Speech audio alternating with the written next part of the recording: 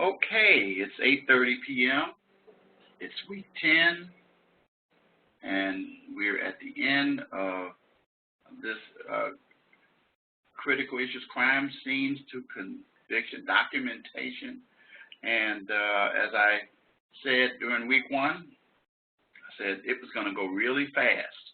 Before you knew it, we were going to be at the last lecture, and so today is the last lecture. I welcome you guys here. The lecture's not going to be too long because actually the biggest part of your assignment is going to be due this week. And we're going to talk about that. I've already kind of given you some parameters, and then I'll answer some questions that you might have regarding that. So let's just dive right into what we have here.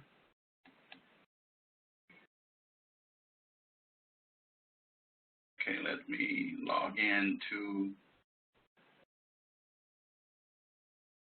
there we go. This is the class. And again, you see a page that you're familiar with, my instructor information, and then this information, which really doesn't apply too much to you guys because we're past week 4, so you know about that. And then this is our last lecture. So let's see what our announcement for the week is. Module 10, Traffic Accident Investigation Report.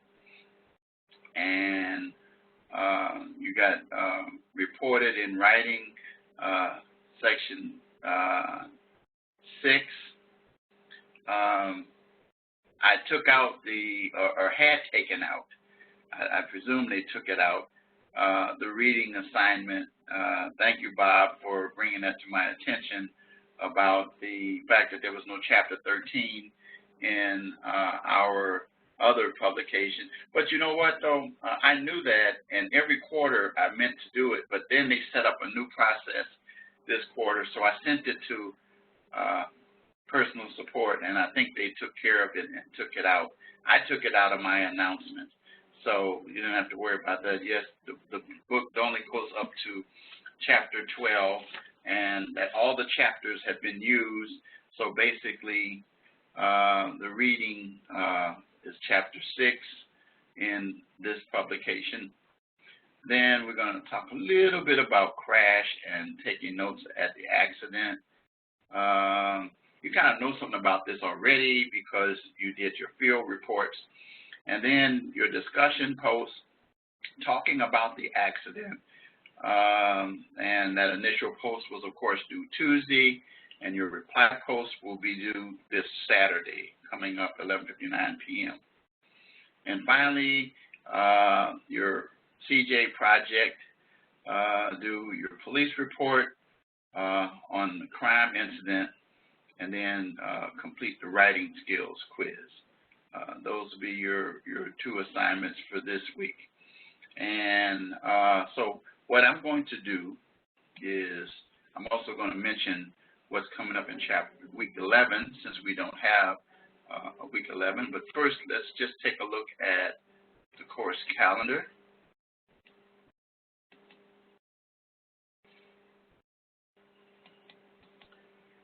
All right.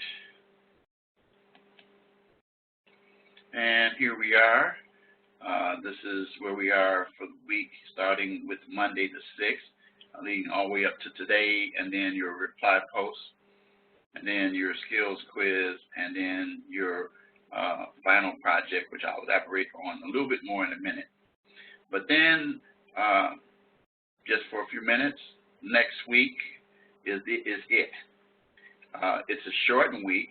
Your assignments are not going to be due on the 19th. They're going to be due, your initial post is same as usual, but your reply post will be due on the 17th, along with your written assignment, very simple written assignment, then your skills quiz, and then a reminder that the quarter ends at 11:59 p.m. Central Standard Time. All assignments must be completed at that particular time. So with that in mind, I'm going to just take a minute and go over 11. So you will see what the assignments are. Your affidavit. Make sure that when you do the affidavit for week 11, that you use the affidavit template.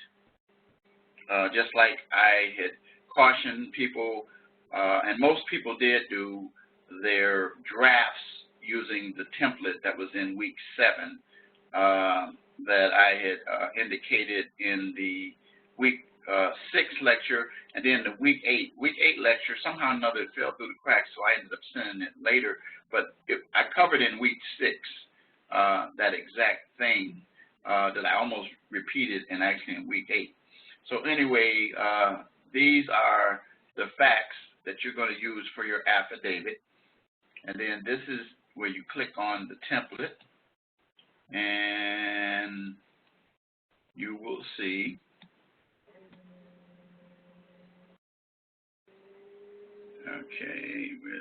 okay, it's going to show up right here. I forgot this is, I'm using Chrome, so here we go. And this is what the template looks like.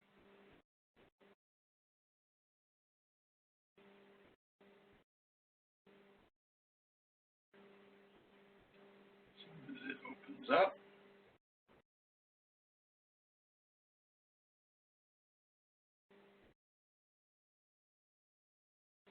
why it's taking so long, there we go. And then to enable editing, and then you'll fill in the information. And some of it, you'll make up, your name and stuff, like your department and stuff. But then I want to see the details in chronological order. You should already be familiar with that process from your narratives, from your police reports that you had to do the draft, and then that narrative we had as a example of what a narrative is like in your written assignment, I think, that we had last week, I believe it was. But at any rate, the point of the matter is, and then your signature, and then you come down here and, and witness and so forth. You can put a date in, and you can't notarize it, obviously, but you can say, put in here something like John Doe, Jane Doe, or either just Notary Public. It doesn't matter. Now, you're not going to be graded so much on that. Your grade is going to be primarily, again, on the details here.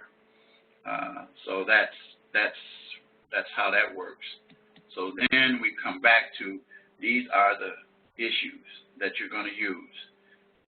It's pretty straightforward, and there's some very critical issues that I would be looking for. I'm not going to tell you what they are, because you'll read through the police report yourself. Now, remember, this is a police report. If you notice the way it's written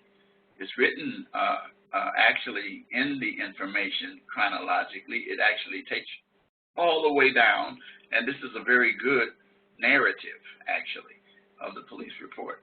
And it breaks down each of the 5 points that are critical to present in an affidavit. As you may or may not know, in order to get a arrest warrant and or a search warrant, you go to a judge, and whoever the officer is, presents a sworn affidavit with the facts to justify probable cause or the basis for getting that judge to issue the search warrant. And that's what this exercise is all about for next week. It's very simple. And then your discussion posts, and then, of course, your writing skills quiz. And you're already familiar with that from the beginning there. And that's it for week 11 in terms of assignments. Going back to the actual lesson content, you're going to deal with the objective of direct and cross-examination stuff. You'll get all this information from your readings that you do as you have every week. And then it tells you your readings. Now, this court affidavit on the CD-ROM, sometimes it works, sometimes it doesn't. But anyway, your day in court, it kind of tells you how to communicate when you go to court. Some basic fundamental things: honest, professional, none but the facts. We already know that. Stop saying I believe. Don't guess. Be courteous. Remain calm. Even if the defense attorney is attacking your credibility. Remember, we talked about this a whole lot this quarter, and I showed you some illustrations, examples about how I was able to successfully attack the credibility of a defense of a police officer because they didn't remain calm or focused. Take your time and answer the question. Ask for clarification. If it's something you don't understand, know what you stated in your report and be prepared to restate it as well. And so anyway, this is just some tips for you. And then when it gets to court affidavits, it explains what I just talked about just a few minutes ago regarding court affidavits. So you want to take some time and go through that. Any questions from either of you about next week, since we won't be going over it in detail? Okay. Great. Okay, so let's go back to 10. It's pretty straightforward because you've done most of the work when you get to this point. Okay, so let's go to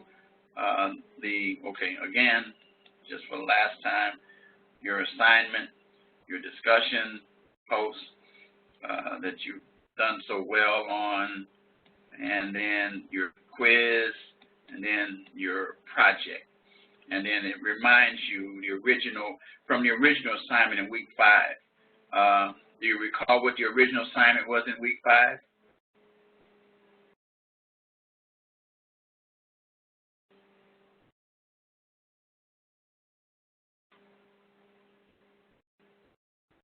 Remember? Nope. That was week 8. What you use to prepare your draft?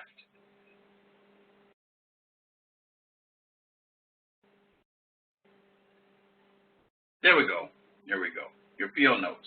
That was the original assignment. So if some students said, why did I say refer back to your field notes? The reason why I said that is because I knew in the final draft that it is important for you to make sure that you didn't miss anything from that.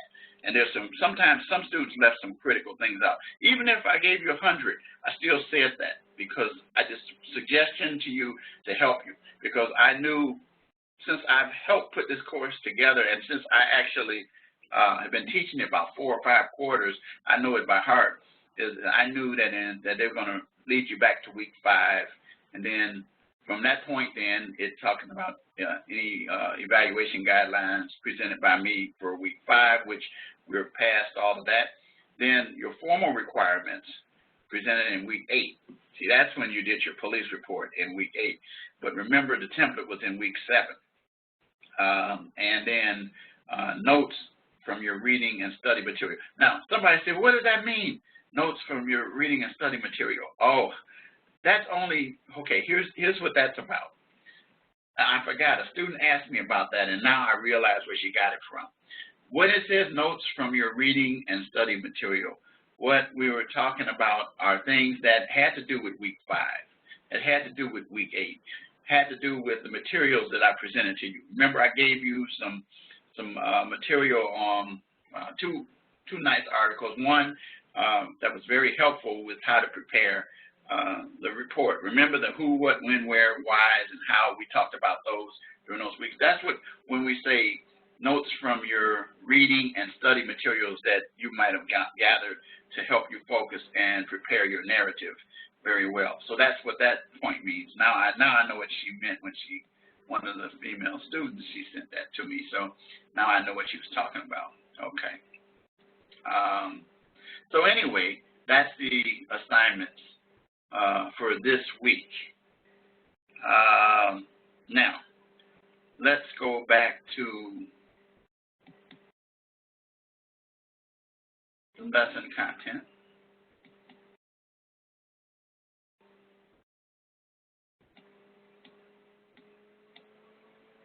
Okay, before we get to that, do either of you have any questions about any of the comments that I might have made, or you have any concerns about your reports that you submitted in your draft and something that you need to submit in your final to get top grade.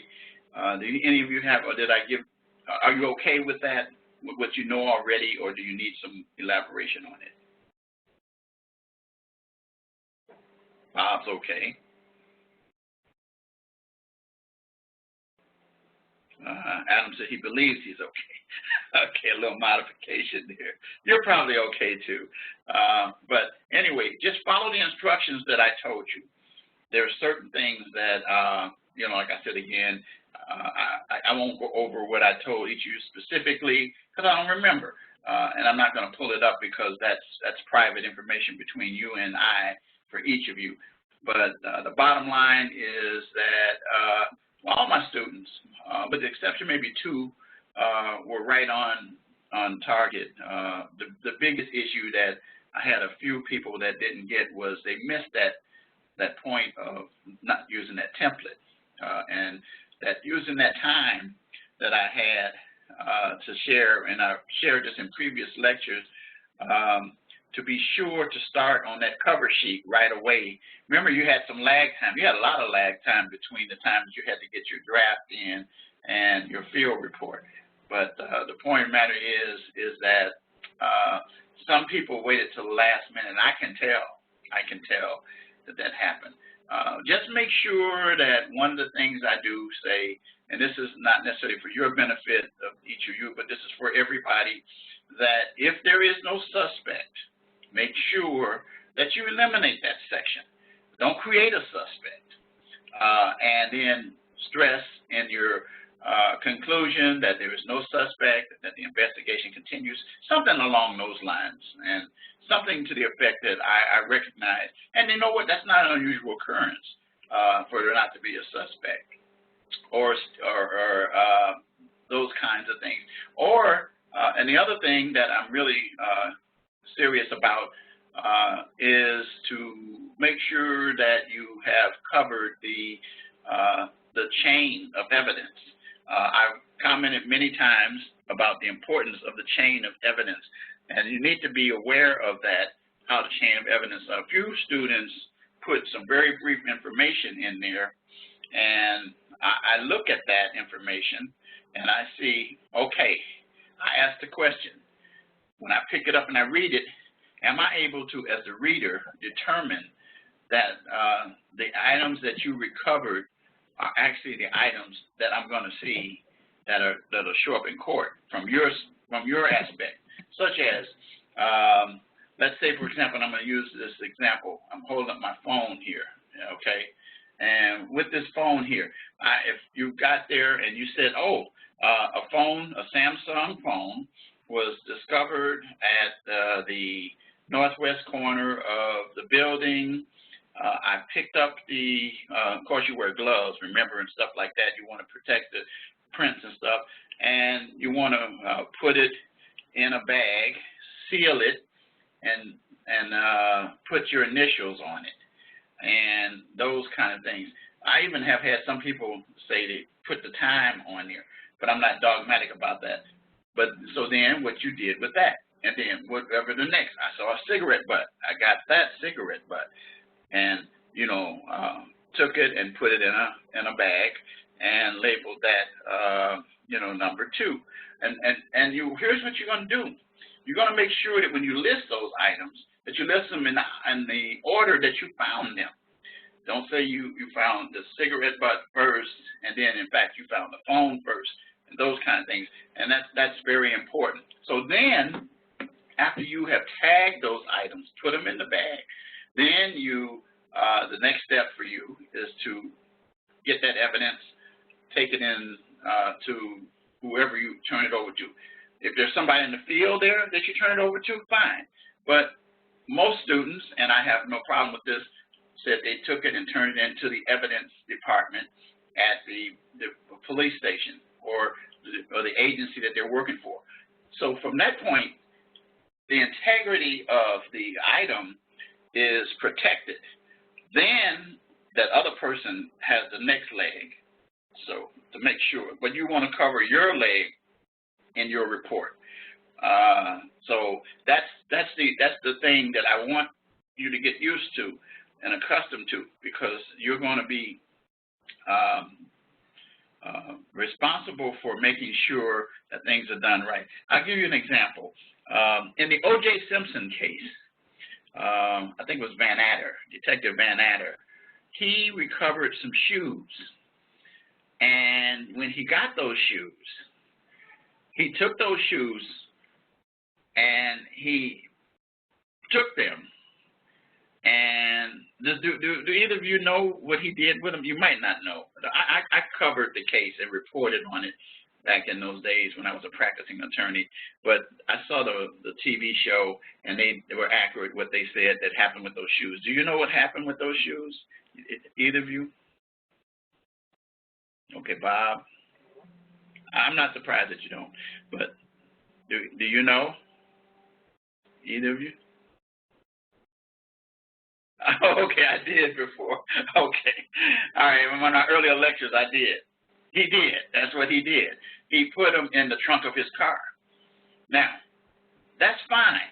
But then what he did after that was what? Do you know?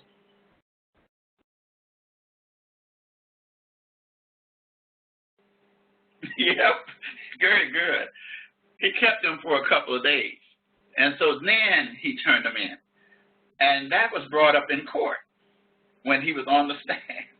And when he did that, the attorney that was questioning him, cross-examining him, and he started wheezing and squeezing, well, isn't it true that you've been an officer so-and-so? Yes.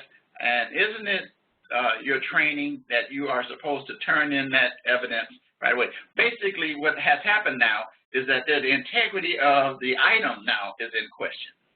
And see, that was in his report, what he did, put it in there too as well.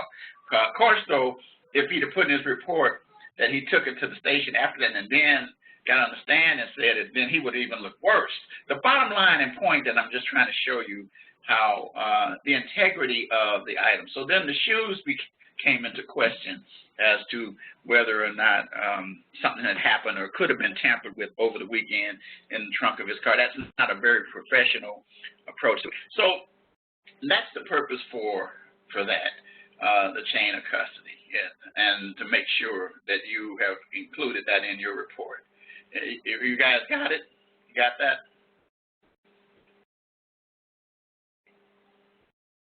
Okay, great. And so it's important because the point of the matter is that you want to have accurate information in your report, and you want accurate stuff to show up in court as well. So anyway, one of the other issues that I'm really dogmatic on, of course, is, like I said, when you get to the narrative, make sure that it, of course, follows chronological order: who, what, when, where, how, and then the why question, which I'm not that dogmatic on it, but the why question we already had some time in previous modules to discuss in discussion posts, the why, and the answer is not why because we love you. No, it's not Mickey Mouse. You may not know what I'm talking about. I'm older. I'm talking about the original Mickey Mouse. I'm talking about but with Annette, and you might not even know who the heck that is, but anyway, that was a line in there. No, the answer why goes to motive, and we kind of establish that kind of thing. And usually that'll go into the report to help out and so forth and so on. And that helps with the investigation, but it also provides information to the next person that is working on the case with you, or the next team that has to be turned over, like maybe the detectives later that look at it, that kind of thing. So the narrative, and then I encourage you, and this is not something I take away points from, but I encourage students, and if you look at it, what I'm talking about, you look at the narrative, you see one big glob of stuff, and you're trying to follow it. If it's in paragraphs, it makes it easier to follow. It's just that's my experience, and I think that's good for a reader, because you got to remember one thing.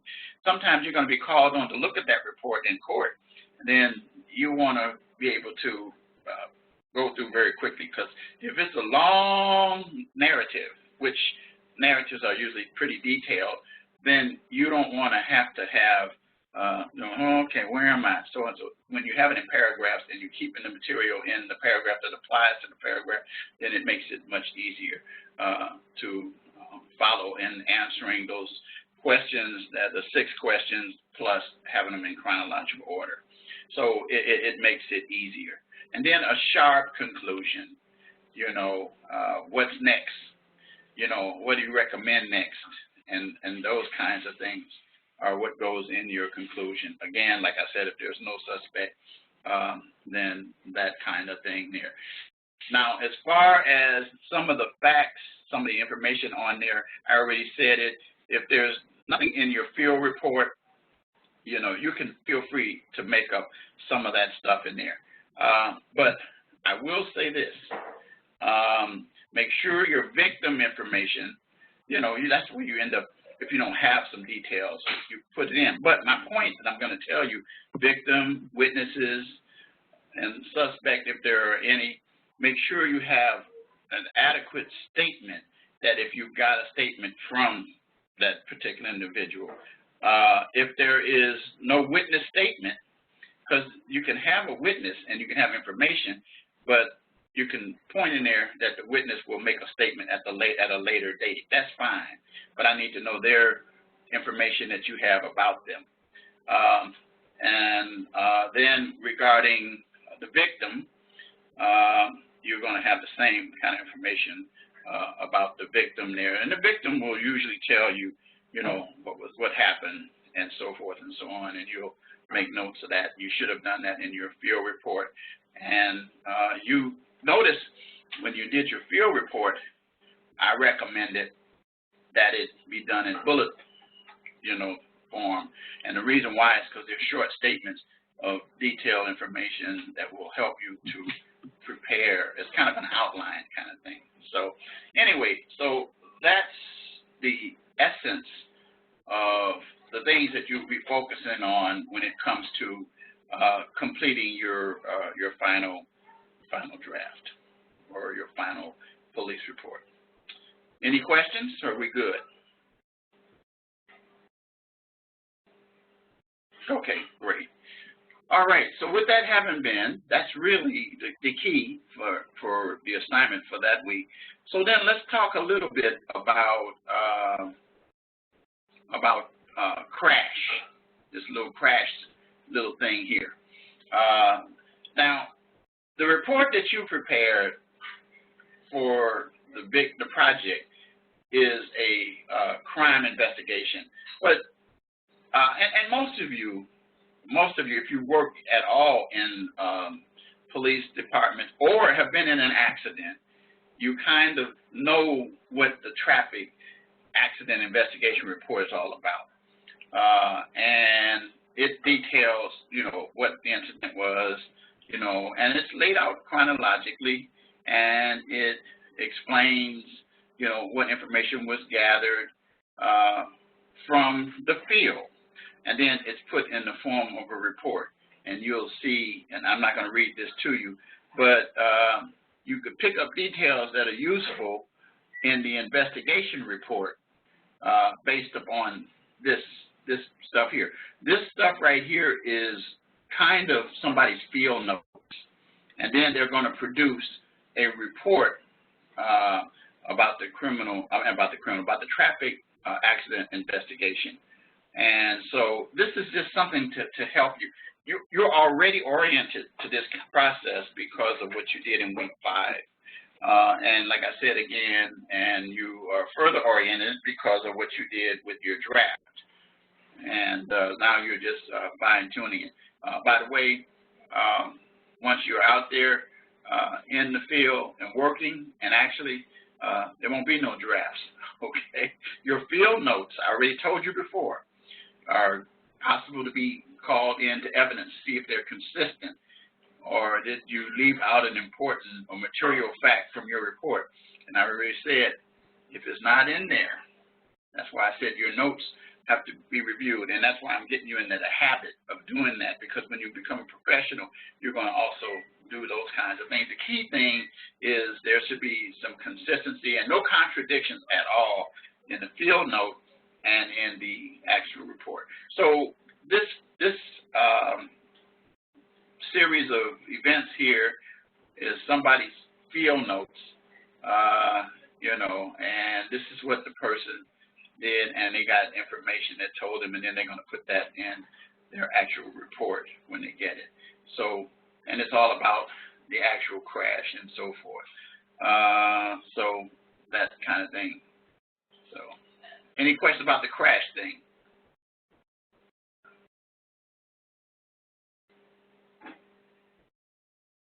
Okay, it's pretty, it's pretty self-explanatory. So now this gets back to what we were talking about earlier, and this is kind of like where we're going to finish at. Talk about key elements in an accident report, and it tells you the importance of all of those things. And if you read this little, I got to move my thing out of the way. Here we go. Traffic accident reports are one of the most common reports completed by law enforcement officers. It says you must keep in mind that the traffic accident report you complete is an official court document. Well, that goes back to what I said earlier about the incident report or the police report as well.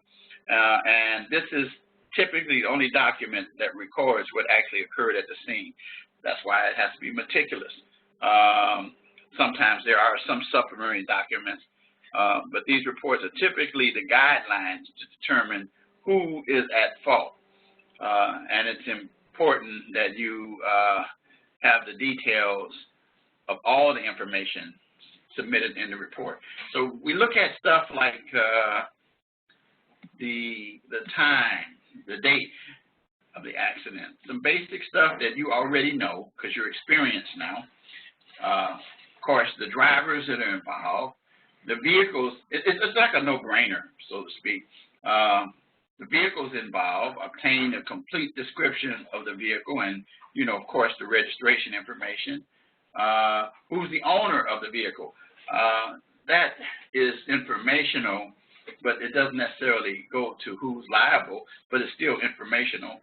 Get the vital statistics, static from each driver to include license information. And I think they meant statistics, but anyway, insurance information. Of course, that's always pretty standard. You don't, if you've ever been in an accident or you know anybody in an accident, they'll tell you these things are standard. And then, of course, the injury issue. Was somebody injured? And then so forth and so on, and what you had to do. And then all the important thing is let the injured party refuse assistance, not you. You say, oh, you're okay. No. And then the question that goes in, where that person was transported, did they go to jail or did they go to the hospital? And were there any towed vehicles? Which vehicle were towed, if any? Were there any passengers? Or was it just the driver? And where were they seated? Because you'll need to know those kinds of things. Was everyone wearing his or her seatbelt? And you'll ask that question, and then not based on, you don't have to ask them did the airbags deploy. You'll see that yourself. But here's an interesting question. I was in a car accident myself a few years ago, and car hit me, and when a car hit me, it fishtailed me. I was stuck in the car, and there was smoke coming up, so I took my seatbelt off. And so anyway, I actually was in shock and when I was unconscious when they got there. But later on at the hospital, they asked me the question, did I have my seatbelt on? I said, yes. I said, last thing I remember was the place Smoke was there, and I took my seatbelt out trying to get out, and I couldn't get out, and then that was it. I passed out.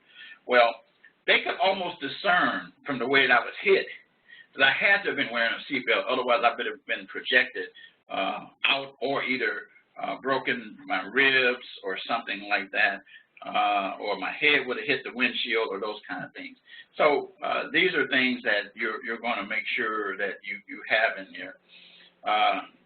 Came on later, by the way, when my insurance company had to deal with liability and was determined what happened. That was one of the questions, the seatbelt, and so that was very important. Then, of course, if the airbags deployed, that generally means that there was a pretty good hit.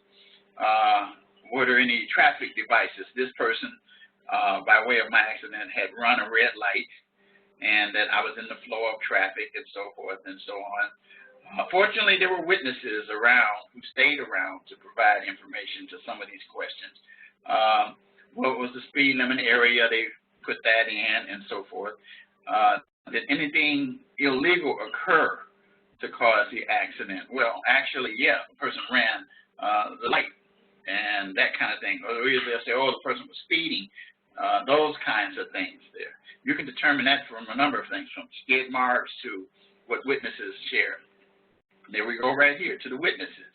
Get the names, addresses, and statements. It's what they say happened. Was there any damage to any property? And that doesn't necessarily mean the vehicles, but that means the surrounding. One of the cars, my car was in the middle of the road, but the other one knocked down a pole when it carammed off of that. Was there any damage to, get a statement from all the parties in the vehicle? I mean, if possible. Like I said, they couldn't get a statement from me, but it was a very interesting thing. As a matter of fact, just to share this with you, when I was hit, first of all, the car came out of nowhere. I was flowing in traffic, and the next thing I knew, I was at the hospital. But they told me, this is what the police told me. They said when they first came up to the car, and I'm showing you how this fits into here and what was actually in the report, that based upon the statements that were given, I said that, no, they came up and they said that they thought that I was driving under the influence because when they came up, my eyes were glassy, and that I was staring. Actually, I wasn't. I was unconscious, but my eyes were open, and they actually called for a body bag. But then they said they saw movement around in there, so they ended up cutting me out with the jaws of life, just the things to cut the door open to get me out of there. Well, they said this. They said they discovered that I probably wasn't driving under the influence in the accident because they said, Mr. Wright, you said something. And I did not remember saying it, but this is what they said, and it ended up in the report. I said, get me out of here. Get me out of here. And please bring my Bible. I need my Bible with me. Well, at that point, they said that they came to the conclusion that this guy's probably not driving under the influence because most people, and there was no alcohol or nothing in the car, but and they couldn't smell any on me either, they said, but it wasn't anything I was driving under influence of. And they said that they brought my Bible and took it to the hospital. And so then all this happened when I got to the hospital. So anyway, I'm just saying all this. This was in the report. Enough information to verify that I was in shock. And that was what the doctors told them as well. But anyway, the weather conditions that were taking place, were there any hazards, road construction, loose animals, large potholes, and then, like I said, alcohol, etc., and so forth, and all of. So all of this stuff is key in terms of what you're going to have in your report. And what you're really doing is providing a picture to whoever is going to make the determination, whether it's the court or either the. And then also, with all of this too, the officers can determine what citations they issued. Well, they issued a citation to me saying that I didn't have insurance, when in fact I did. They said they asked me about insurance, and I didn't answer them. Well, of course, I was in shock. But when I got to the hospital, they had already written a ticket. They said, I said, oh, it's in the glove compartment of the car, and the car had been towed. So anyway, all I do is when I finally did come to court, just bring that, then they threw that ticket out. But as far as liability was concerned, based on the witnesses that provided, they gave her a ticket for running a red light and speeding as well through there. I didn't get a citation for that. So anyway, all of this I'm just saying by way of giving you an example of a personal experience that happened that lines up with the things that are in this accident report.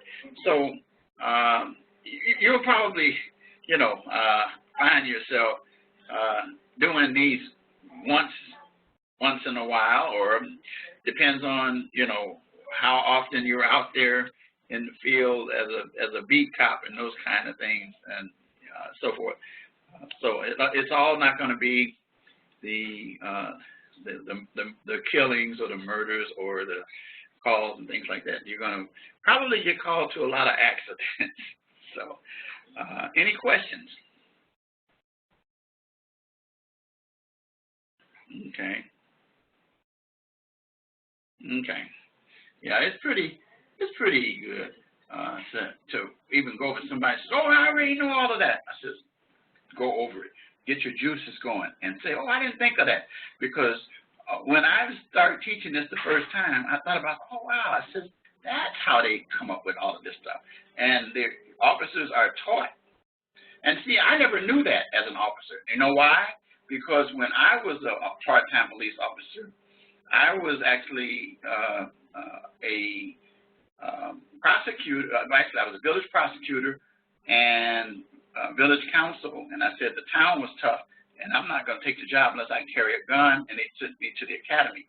I went through some classes to deal with all this, but I never had to deal with writing tickets because I was always in street clothes and stuff like that. So I wasn't a detective, but I was never had to. Usually you don't see people in street clothes writing these reports. You see people in the beat cops and so forth writing it. So anyway, I learned a lot of that. I said, oh, wow, okay, that makes sense. So anyway, that's pretty much what I have. Any comments, thoughts, questions, anything you need from me?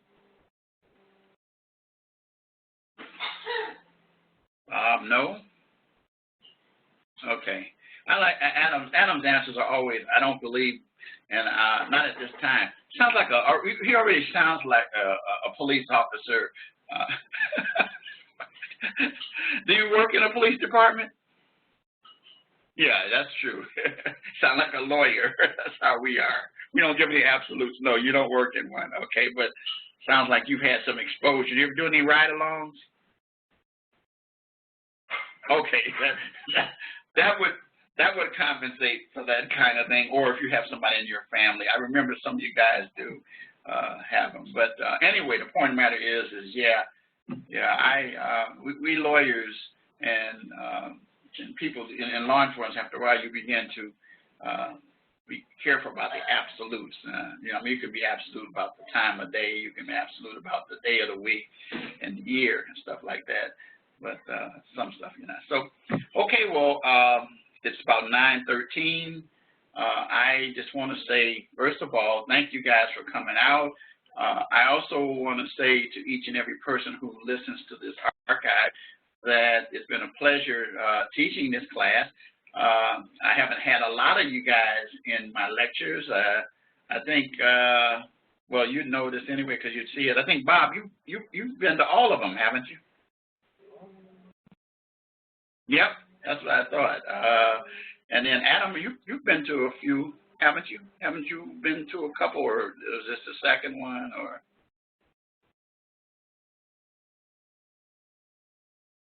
Have you been to any others? Yeah, third. Okay, I knew you had. See, I know.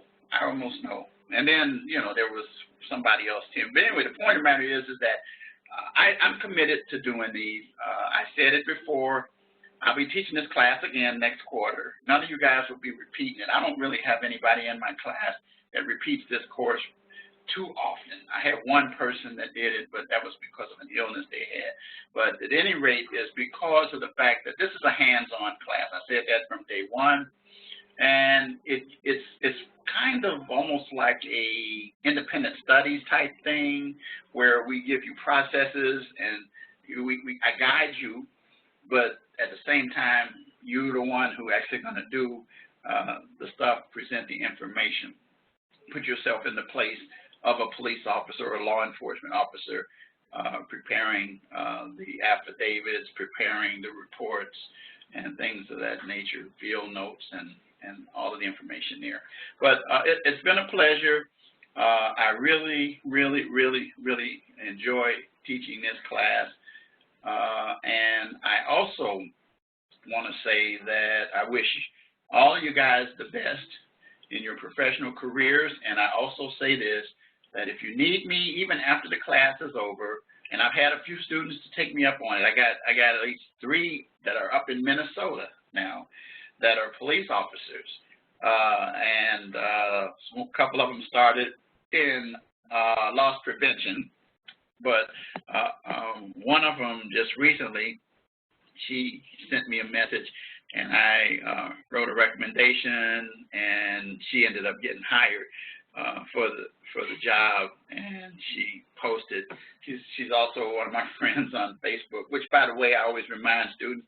I say, if you want to keep up with me even after this, and you're on Facebook, then send me a friend request. I'm Richard Wright, JD, and then you'll get a chance to see a lot of stuff. And then I always tell students, I have students who inbox me that are friends there, and that's what happened with this young lady who had this police job, but then also text me. But if you text me, the rule is you got to say who it is, because your phone number might not help me. I might see the area code and say, oh, yeah, that's from Minnesota, but that's most of my students. Minnesota or Florida is where most of my students come from, some here from Illinois and other parts of it. So anyway, with that, I'm going to adjourn this final session, and again, my pleasure. Glad working with you guys. I recognize you guys because I have a photographic memory, but secondly, I have pretty good students here. Both of you guys are good students, and that's not to say that some of you guys who didn't come are not good students, but I appreciate when you do take the time to come out, since I commit myself to doing these extra lectures, because I only have to do one a quarter, and that's at the open house. Then after that, you never have to hear my voice or see me again, but that's not how I operate. I want to be here for my students all the way to the end. So, okay, good night, Adam, and good night, Bob. Oh, you're welcome. You're welcome, Adam. Thank you so much. Thank you, Bob. And again, thanks again for bringing to my attention about there's no chapter 13. so I can't give you extra points for that, but I'll always remember that. I'll say, oh, it was Bob Kent who did that. So, okay. Good night, guys.